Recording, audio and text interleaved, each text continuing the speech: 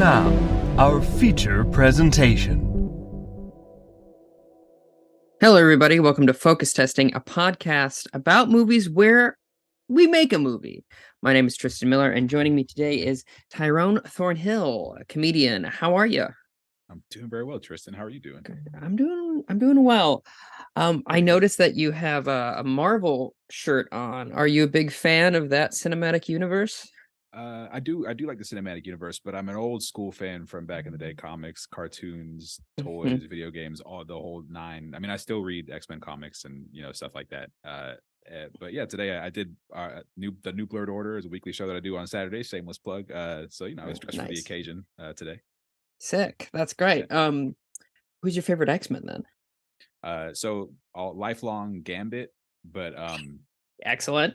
Thank you. Yeah, I like to my X-Men choice. I like to say I'm like a connoisseur of X-Men. I would say, no, but lately I would say Magneto's been speaking to me lately. The Magneto of the last few years is just like next level awesome. That makes sense. I mean, I feel like people are getting more and more radical, and so his ideals are more and more appealing these days, eh? Yeah, absolutely. Everybody's like, "Shut up, Professor X!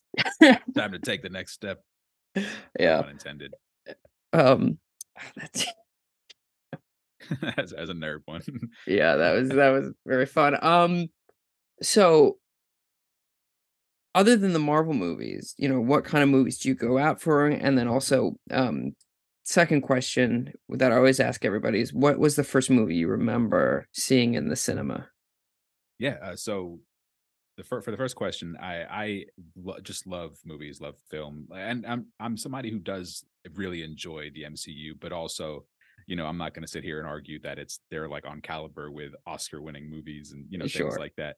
I like them as comic book films, but so that's I particularly I'll go to the theater and see like a horror movie for sure. Nice. I love a good horror movie, especially at the theater. Last year, Everything Everywhere All at Once is my absolute favorite, and one of my favorite theater experiences. It was just such a joy to watch. So I mean, I'm usually watching anything. A couple weeks ago, I really enjoyed the Banshees of Inisherin. So good. Yeah, fantastic, beautifully acted. What a cast! Yeah. So there's room for the MCU the way I am with movies, but also I understand what a good film is. I don't just throw the word film around lightly. Sure. That makes sense. Yeah. And the first, sorry, I almost ignored your second question. The first movie that I can remember seeing in the theaters is like the very first memory. It's very vague, but Demolition Man. This is an old Sylvester Stallone, Wesley Snipes movie. Hell yeah. Yeah, both of Wesley Snipes is this villain, this ridiculous villain. Stallone is a cop. There's a whole thing. They both end up getting cryogenically frozen and woken up, a couple hundred years in the future or something like that. Like something, enough time for things to be radically different, so they could just bring their drama into a new millennia. So I think it's a wonderful film. And I use that term very intentionally with Demolition Man. It is a film. Cinema at its finest. Simon Phoenix may be one of the most complex and amazing villains you'll ever run into. I will have a go. That sounds exactly up my alley. It sounds, a little schlocky, but in a way that's like very, very fun. You see an action movie that like circles back all the way back to being like, oh no, this is actually high art.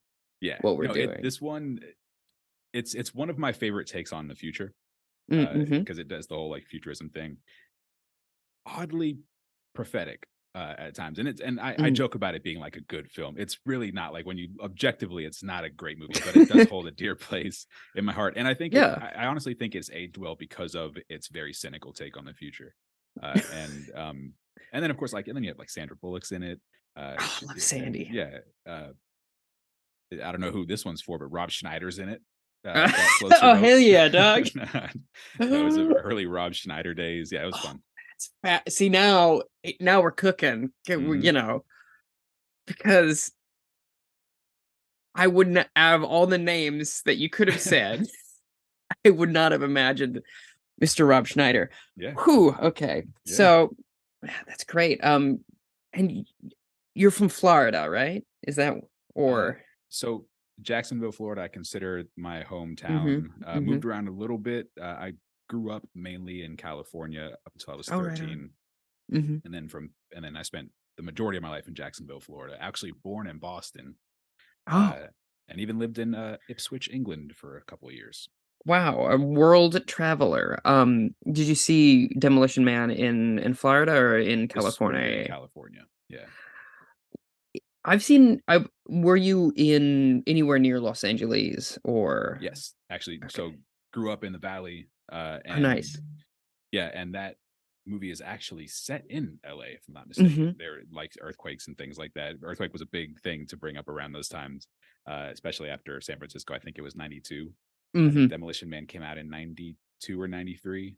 Uh, mm. yeah. So, but like, so that's like my very first vague memory of the theater. Now, that movie I watched a bunch after, but like my real first theater memory was like to really, really remember it was Jurassic Park. Oh, It was sick. just, it was a game changer. Like all of a sudden, Mhm. I was like, "Oh my god, that was!" I mean, it was terrifying. It was exciting. It was hilarious. Wow, yeah. I mean, I still to this day I say dinosaur because of that movie. Yeah, yeah. That's perfect. A couple things off that. I actually think that that first Jurassic Park movie might be my favorite Spielberg, and Mm, maybe in my estimation, his best that I've seen at least. yeah, Because just the execution of like all the acting is good. It's like you're saying, it's got a little bit of everything, and it also has that Spielberg thing of like, oh, it's got a lot of heart, which is yeah, nice. yeah. Um, I went to Los Angeles a couple of years back and I saw La La Land while in Mm, theaters. And I do think there's something very specific, and I'd love to hear your opinion about this. When you're watching a movie in Los Angeles, you're like, oh, they make them here. Kind of like even if you see something that's set in New York while you're in New York, mhm. it doesn't feel quite as like remarkable. How do you Yeah. feel about that? Yeah, so I do it is something cool. See, I just moved to New York about a year ago, so Hmm. it's still like a novel thing for me to like walk For around and sure. see like, oh, I remember that building from this movie or this neighborhood from like that kind of thing is still a thing. But there's something special about the LA setting, uh, because there are parts of LA that are very LA, but you have to, you have to be around there to understand that. So, and that's something that I see creep into a lot of movies and a lot of shows. Like even when they're not like it's not a big set piece kind of thing.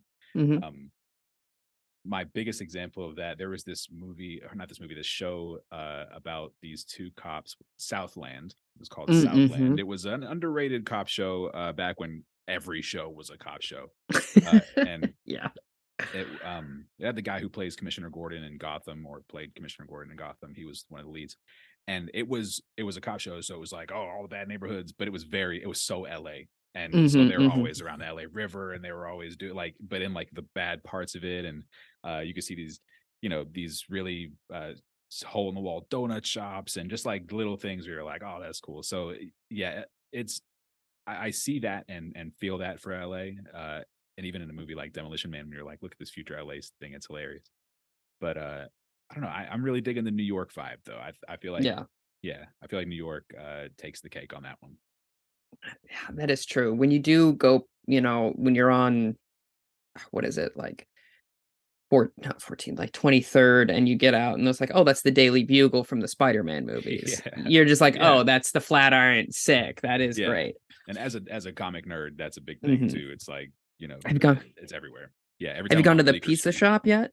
Sorry Oh, to sorry, no, you're interrupt. good. The Joe's Pizza. Yeah, from Spider-Man 2. Yep, yep. I've been there. I I haven't gone, and I don't know when I'll be back, but I will make an effort to go there because I only realized that it was a real place within the last year, and I was Oh like, wow. "Oh, no. It could have been pizza time for me." Um, Pizza time. Good reference. yeah, thank you. Now, I'm gonna move on to what I like to call the movie trivia, which is just questions about movies, All which right. is always starts with the same one, which is, "What is movie?" What Hmm. is movie? Ooh, movie. I'm gonna get personal. Mm. I'm gonna add what is movie to Tyrone. So to Ooh. Tyrone, movie is Escape. It's any Mm. movie that I've really really enjoyed. I've escaped into, and like one of my favorite movies of all time, if not my favorite movie of all time. Is this going to be a question? Should I save that? No, you can tell me now. Willy Wonka and the Chocolate Factory. Oh, Absolutely love it to this day. Just absolutely love that movie so much. So that to me is like just a perfect kind of escape movie. Movie is escape. movie is escape. I like that a lot. So another trivia question for you. What movie makes you the horniest? And you can't say pornography. Okay. So this one, I'm going to add a little context here. I think it is needed. Yeah, of course. I was young the first time I saw this movie, like too young to see this movie. And I remember so I might have been 11 or 12 years old, right around there. And the movie, my parents were watching the movie Species. And yeah, this might be a little bit before your time. You're a youngin'. I think I'm 39. You're 30. You're 30. Oh yeah. This might have been a little bit before. So Species was this horror movie where this alien was disguised as just a very, very attractive human woman. And the whole thing. So I'll just tell you that. So this movie, as a 12-year-old Tyrone saw this movie and was like, "Oh, okay, this alien has sex and kills." This is the whole movie, and it was very, very graphic on both sides. So I saw a lot in Species that I hadn't seen yet. So I was very, it was confusion, it was horniness, but it was horniness to a level of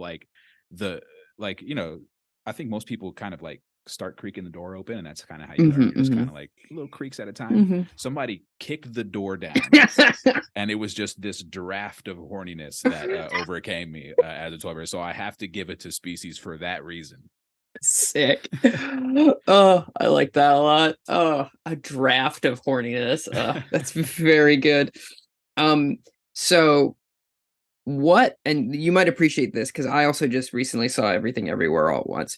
What animal would you like to ratatouille yourself into success? If you have to pick an animal to have on your head, you have to wear a hat, but the hat can fit any kind of animal. That's amazing. All right, so the hat fitting any kind of animal makes me really want to go big, but my gut instinct tells me to go octopus. Sick. The possibilities are endless. I mean, an octopus gives you so much to work with. You've given yourself 8 more working limbs to work. You know what I mean? That's wonderful, and it could be a pretty big octopus. You've opened up that possibility. So this also has a chance to get weirdly sexual. You know what I mean? Depending on how things go. Yeah. So we get right into that Species territory. I want a giant squid, and I want it to be hentai, and that's all. That's how I will achieve my success. That's very good. I think octopus is an excellent answer to that. What would your which movie? Sorry, what? Sorry, what would your animal be? I'm curious. Oh, I'm tempted to go with a flea. So you don't even need to wear the hat. You just have it there, and the flea is the funniest person on the face of the planet, and I'm just a massive success because of that. Itchy though. Which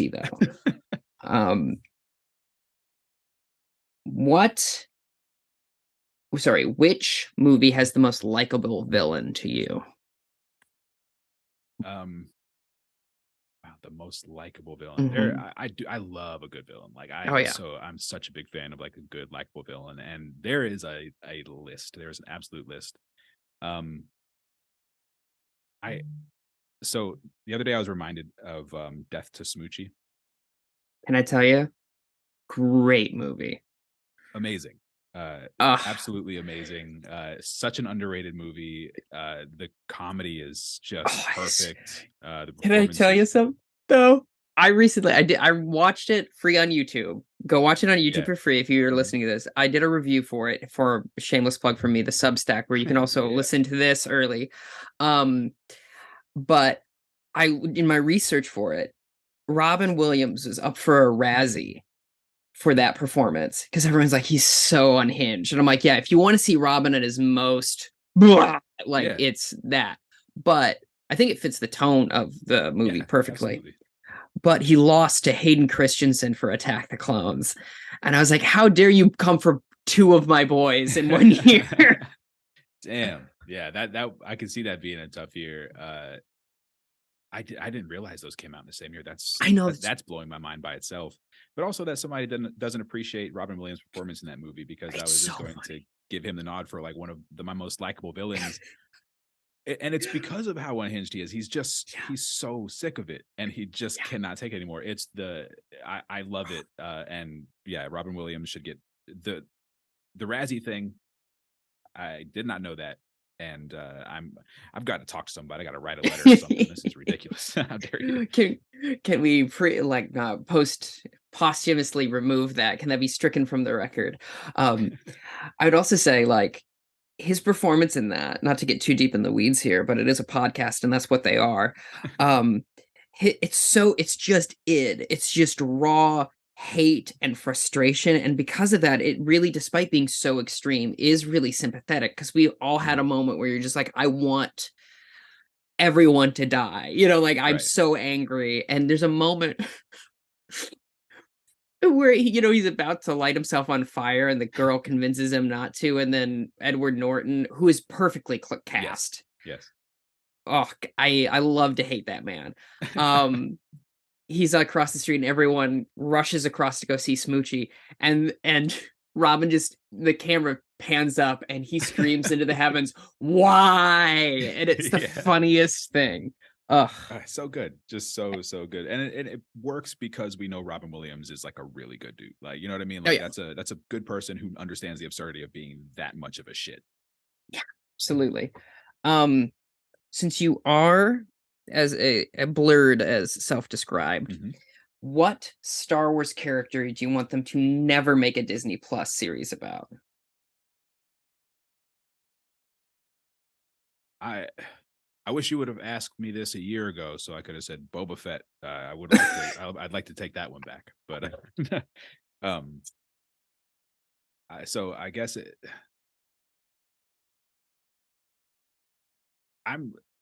tricky, isn't it? So much Star Wars, yeah, because like every time a name comes up, like because I know that the sequel trilogy is much maligned, but and I know that people were the whole little creature thing to get us all distracted, whatever. Hey, it works on me. Okay, big deal. Want to fight about it, like that kind of. So Babu Frick, I want to see more. And so like initially, I'm like, don't do something about Babu Frick. What do you do with that? But then I was like, but I'd watch it, and I'd complain about it, and I'd watch it. Can I give you some good news? Yes. He's in Mando season 3.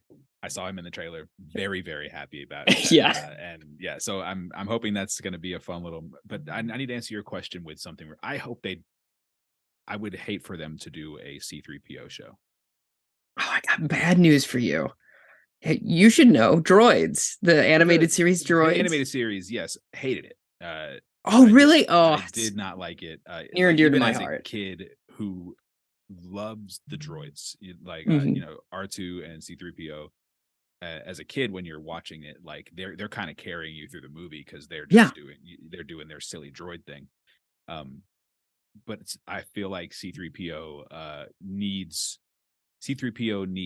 somebody. He needs a buzz to kill. Yes, he does. Yes. He can't be just left to his own devices. Of like, we can't just watch C-3PO wandering around translating for people. Yeah, that would be so boring. Yeah, but now even then, like now I'm thinking deeply into it, and I guess maybe we're warming up for what's to come, because like now I'm seeing it like but a Curb Your Enthusiasm type thing, because that's basically what Curb Your Enthusiasm is, just like C-3PO walking around killing everybody's buzz.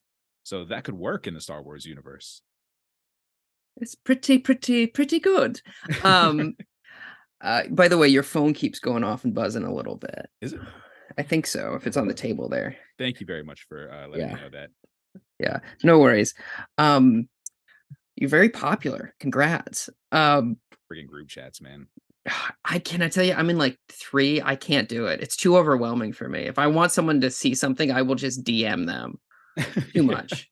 I'm on one on Twitter, and it's just like I'll start to respond to one thing, and a million things have happened by the time, and it's just like I can't with this. But yeah, I can kind of agree that like 3PO by himself is kind of exhausting. You're absolutely correct. So final question, and it's the same one. What makes Austin Powers so sexy? I think he's so sexy because no matter what you tell him, you cannot convince him he's not sexy. Uh, like you could just have a team of the best lawyers in the world just giving him all of the evidence to the contrary, perceived evidence to the contrary, and he would end the conversation by betting half of them. Yeah, yeah. Ah, it's like your teeth are crooked. Oh no, and it's charming about me, isn't it? Exactly. You know, Just like whatever. yeah, that's so good. That's such a very good reason. I appreciate all your answers. Are you ready for the game? Very ready. Very excited. I'm going to by the way, for those of you just listening, Tyrone has very graciously put a green screen background of a conference room as if he is pitching to me specifically, which I find very charming. So the random word today is one I do not know the definition of. It's efflux, Efflux. Gonna Google that real quick. All right. Efflux. I'm excited. But do you have any instincts surrounding efflux? It's got to be a time travel picture. I don't even know what this word means, but it sounds time travel-y. That's great. I like that a lot. Time travel movie is a great place to start. Is it a closed loop or an open loop? Is there a problem? Well, there's got to be a problem, otherwise it's not a movie. By the way, definition is flowing out of a particular substance or particle. Just means to flow out. I think we're on the right track. I think so too. Yeah, I think we're yeah. So definitely, and I think we want to do closed loop. I think for this film, if what we should do, and we want to make it a film. We want to say some stuff. You know what I mean? We want it to have substance and art. Yeah. But very, very tight rules about time travel. Absolutely. That box us in narratively and make everything really tough to do. Yes, I think that's great. I mean, I feel like that's always the biggest part. Like if you see something like Looper, you're like, okay, but how is the kid at the end? And you're like, right. And the answer is it doesn't really matter. It's just narratively satisfying. Who cares? But I agree. I think it should be kind of a construct. Do you think it should be someone going? I think the basic question is someone going back or is someone going forward in time? Where should we start? I enjoy going forward. I Okay. would love, and especially with I can see the title already. It's very it's a very futuristic sounding word. I think it should take place in the future somewhere. Maybe so far in the future where it almost looks like the past. Oh, like we've circled around to like nostalgia. Yeah, I like that.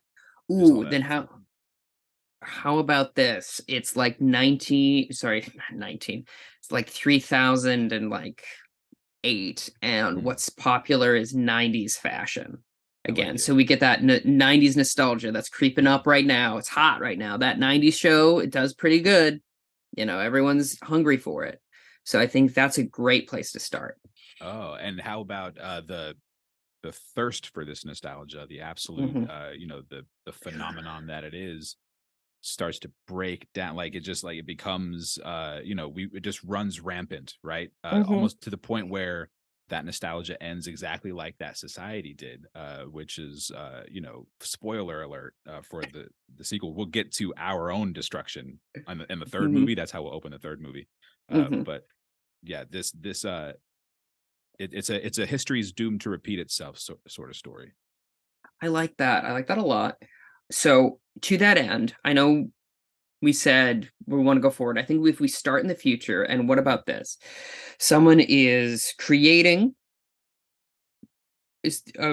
to create a bigger market for this, but they're running out of materials because there's only so many antiques from the 90s. And so someone figures a way to go back in time and actually collect things from the 1990s themselves, but in doing so, start setting trends that happen in the 90s. Does that make sense? Like low-rise jeans come into play because they're like, oh, does anyone have any low-rise jeans? And they're like, what are you talking about?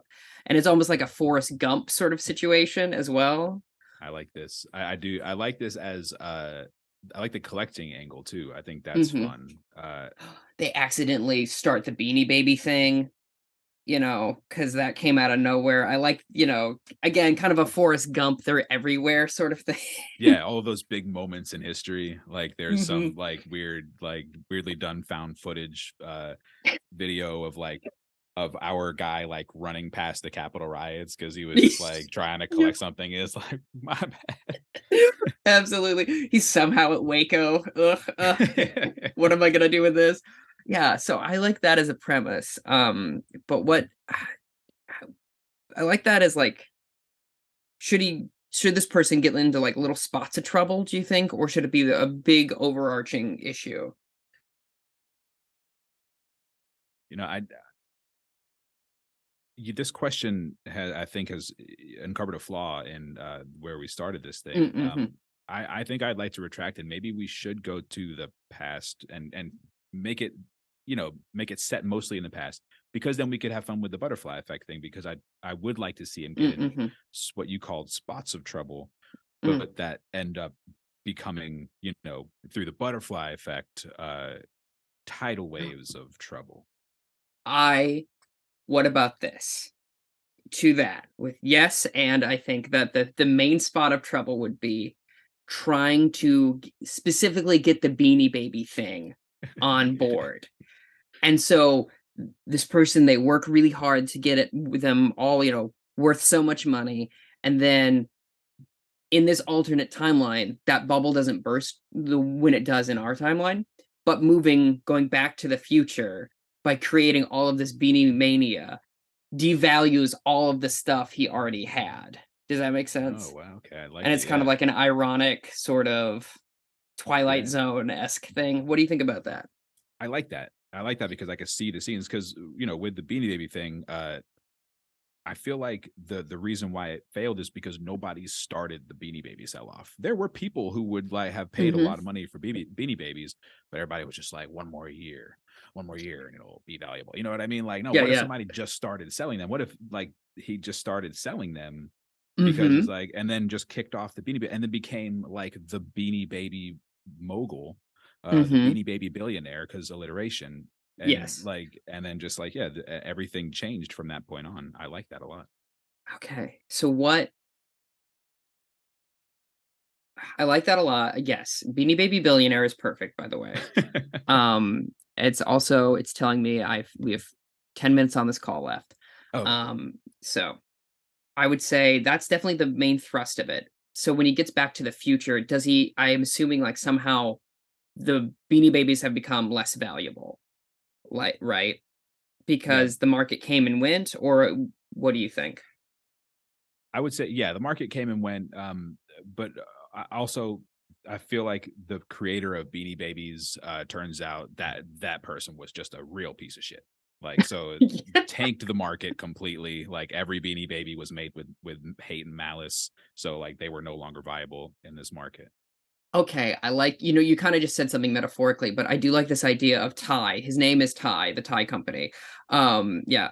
Uh he he literally is so hateful. He's infusing his own, like the third act twist is he gets back to the future and he realizes the world is terrible because everyone has a Beanie Baby because this guy has influenced all this hate and malice, kind of like Sauron, into all of these Beanie Babies. He's infused malignant intent, and the world has gone to chaos. So that our lead character has to go back to the past and stop themselves from doing this. And that's why in our Oh. timeline, Beanie Babies are worth nothing.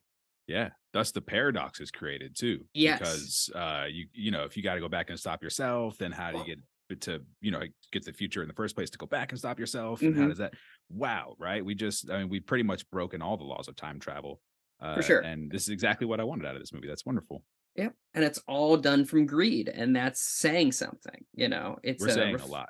yeah, and it's a reflection of 90s culture. It was all about, like, the greed is good thing, Yes, Wall and I Street, do. money never sleeps. Yeah, and also low rise jeans need to be in there a lot. You mentioned them earlier, and I Yeah. think I wanted to make sure that got the respect it's due because the low rise jeans for somebody who had just seen Species and Mhm, was mhm. a lot was changing. Low rise jeans were a problem in school.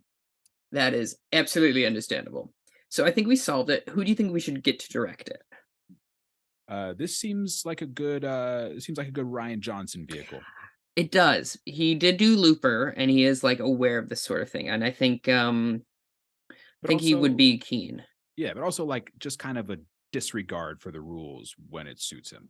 This is Yes. kind of Yes. like that doesn't make sense. You know. Who cares? We're having a Yeah. good time, right? Like that's kind of how Ryan Johnson is. Yeah, I think so too. I think and this would piggyback off of that. I think Janelle Monáe, they would be good for Oh, the lead because normally we see these sorts of characters as men, right? yes, And so it'd be interesting to have someone that's not a man in that position of like, oh, this person's really greedy, but in a very like business forward, yeah, you know. 100% cosign. Janelle Monáe is amazing and Mhm. would absolutely take this to the next level. We just went from movie to film with just that move. Fantastic. And they can do all the music for it too. It's great. Can Ooh. get Tessa Thompson in there too. Ugh, fantastic. Yeah, maybe just throw Taika Waititi in there just Yeah, I for was like gonna say. he could just make out with people backstage whenever they feel like Precisely. it. Yeah. Hanging out. Yeah. Great. So do you want to do a couple of lightning rounds? I would So, love to. okay, let's do it. Let's go with random word. Tissue. Tissue is the first one. What comes to mind for me for tissue is it's a drama about trans rights, and it's about legislation, and it's the T issue, the tissue, if you will. Yours. I like this. Mine is a drama about a therapist who uses it's sort of like a little bit of a science fiction drama. Mhm. Like they have these tissues they've developed that take your tears and they can just diagnose all of your issues through your tears. So this That's person with this technology goes and just really helps people like on a quantum leap level, like just helps them through their lives and stuff like that. So yeah, I tissue. like that a lot. That's very cool. We're gonna go with one of them was Predator, so I had to just move past that. So Um, Chris D'Elia, right? yeah. Just gonna say kiss of Kevin Spacey. Let's go with air rather. Heir, air. Like the Oh, heir okay. of a Yeah. kingdom. I think uh it is about it's an animated series about robots that is about one specific robot's desire to become more human long after humanity is since been destroyed and the robots have taken over, and the full title is to air is to be human. Right. Mine is I think mine is a coming of age teen dramedy. We're just gonna throw them all in there. We're gonna mix it up a little bit. About a child who is growing up and their family has owned a plumbing business for like four generations. And it's expected that this teenager would take over the plumbing business, but decides that they don't want to be a plumber. They want to go and build kayaks. So they go and start to dip around in that world a little bit. But the throne keeps calling them. You see what I'm doing here? The throne calls them back, and it is, and eventually they take their spot and they run that kingdom. That's fantastic. I think we have solved all of society's problems with all of these movies. Tyrone, Absolutely. what would you like people who listen to this podcast to know about you and what you do? Well, I am a comedian. I also do some podcasts of my own. I really enjoyed this. First of all, I'd like them to know that about Oh, me. I had such a great time. Thank you so much. oh, you're welcome. If they'd like to know more about me, they could follow me at Tyrone Thornhill. It's at Tyrone Thornhill, TYRONETHORNHILL on all the social medias except TikTok because I'm 39 years old and I don't know how I feel about that. Yeah, I would love to. I would love to know what you think of me and stuff. Or maybe I shouldn't have said that, but let's go with it anyway. Excellent. And I want to thank you for being on. This has been really fun, heaps of fun, one might say. And if you're listening, you can go to tristanmiller.substack.com to get early access to all of the podcasts. I also do fun film reviews there. I recently did a review of Everything Everywhere All at Once, and also a Futile and Stupid Gesture, which is a fun comedy movie that I wasn't expecting I would like. So go check that out. And again, thanks very much for doing the pod. I really appreciate it. Thank you. I really, really enjoyed it. Nice.